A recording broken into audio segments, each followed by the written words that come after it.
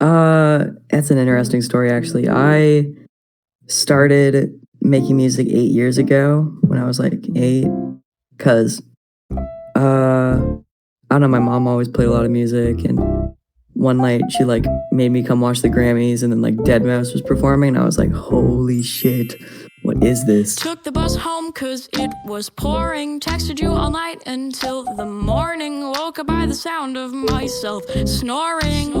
But you're ignoring me. I've got nowhere else to be. Kmoe is one of the brightest stars rising out of the fledgling hyperpop scene. Incorporating elements of all types of genres into his music, his discography feels truly unique, standing out amongst his peers. My first introduction to his music were the tracks Fumes, Smoking gas, so much gas, you can smell the fumes. In my room like Marvin, I ain't talking. Kmoe,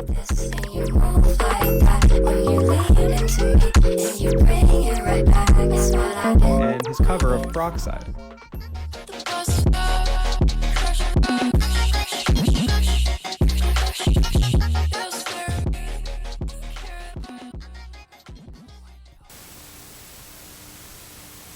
The 16-year-old from Vancouver, British Columbia, Canada would venture down many different creative paths leading up to music. Between 2018 and 2019, the earliest public videos on his YouTube channel range from comedic mockumentary-style short films with his friends to just classic home videos with his family. Okay.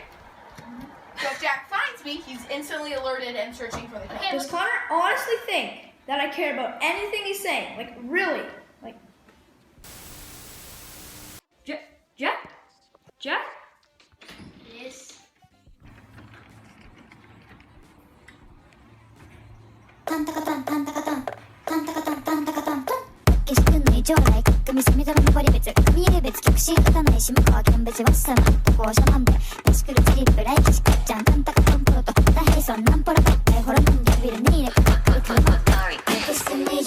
Kmoe began really turning heads musically in 2020, though, when his track Fumes, featuring Black Winterwells, caught the attention of Lyrical Lemonade. The track itself is exactly what you'd imagine from a popular hyperpop song.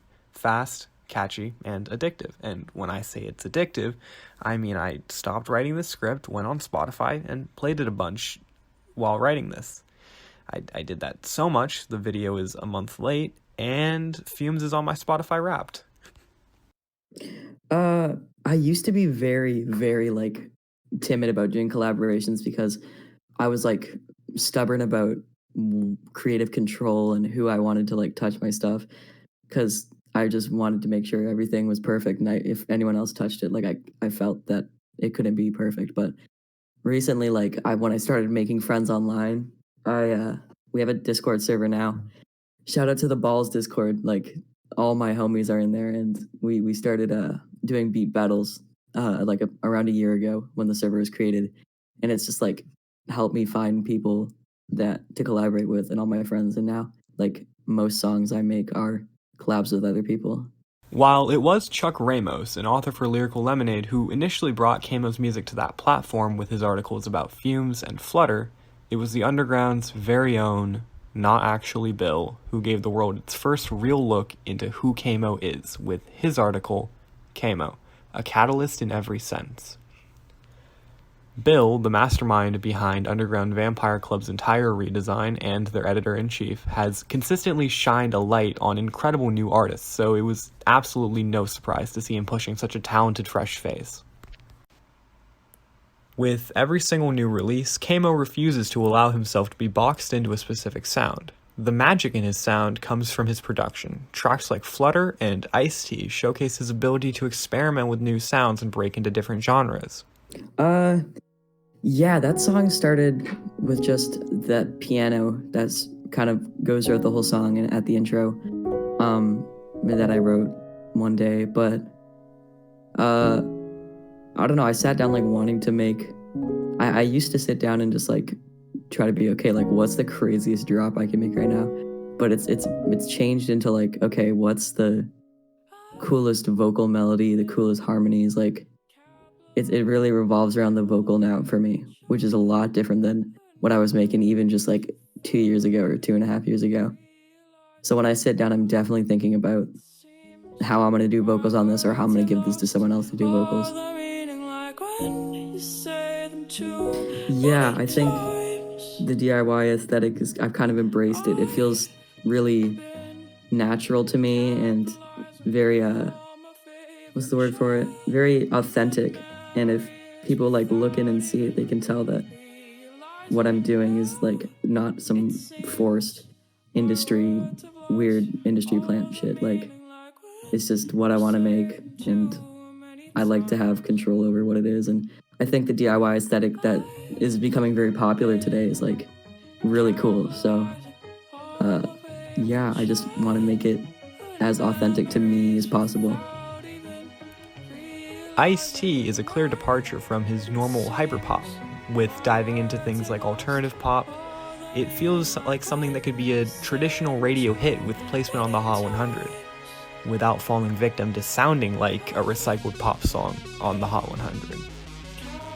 Flutter, released right after Ice-T, and almost deceivingly continues this alt-pop sound up until 2 minutes in, and the entire song is flipped on its head, blending his newly established alt-pop sounds with elements of the hyperpop stuff he was doing before, creating something completely unique to him that you're not really hearing with other artists.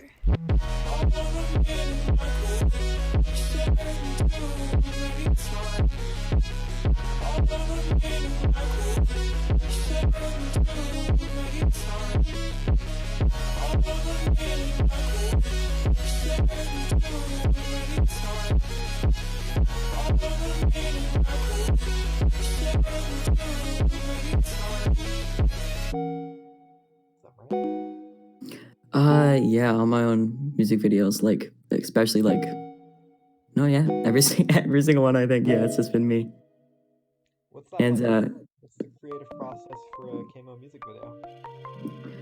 the first one I did was like for Hangouts, which was a song on my album An Internet Love Story from 2019. But I made that song, and then like I'm within the day I made the song, I went out and like just shot footage at this school that I live near. That's not my own school, but like some private school that looks kind of pretty. And I just like had a tripod because I had no one else to film me. So I just did it myself and then kind of edited it when I got home and threw that up in a day. But now like it's kind of remained the same, but instead I have my little 9-year-old brother filming everything for me. So shout out Jet. I've been awake for eternity. Haven't talked to her in a couple days, man, it's hurting me. Sad thoughts, I got sad thoughts, thinking that she won't be back until she's bored. Well, that's just great. I'll sit here and replay all of the dreams in my head from that day. 2 a.m. hurting eyelids, really feeling like I'm an island. There's no one that love sweets on my mind yet. You can't deny that. 2 a.m. hurting eyelids, really feeling like I'm an island. There's no one that loves sweets on my mind yet. You can't deny that. You can't deny. You can't deny. You can't deny. You can't deny. Anya. You can't deny. Hurting eyelids. Hurting eyelids. You can't deny. You can't deny. You can't deny. You can't deny. Anya. You can't deny. Hurting eyelids. Hurting eyelids.